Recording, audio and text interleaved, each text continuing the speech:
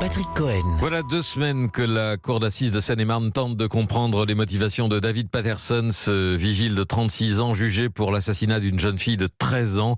En août 2017, il avait lancé sa voiture sur la terrasse d'un restaurant. Ce matin, l'interrogatoire de l'accusé a enfin débuté, Justin Morin. Oui, et l'accusé s'est cantonné à une réponse répétée à chaque fois qu'il a été mis en difficulté. J'ai été diagnostiqué paranoïaque. J'étais dans le flou, c'est le mot.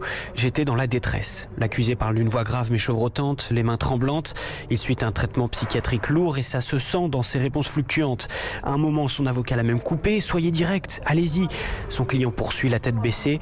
Oui, j'ai foncé dans la pizzeria. Volontairement, précise le président. Oui.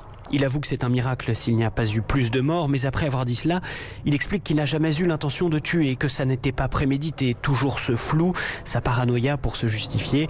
À chaque fois, la salle réagit, des chuchotements, des têtes qui se baissent, lassées, celle de la mère de l'adolescente décédée, de son frère, mais pas celle de son père. Il ne quitte pas des yeux celui qui est accusé d'avoir tué sa fille. Les psychiatres ont reconnu que le jour des faits, son état était altéré. Si les jurés le reconnaissent, sa peine pourrait être réduite.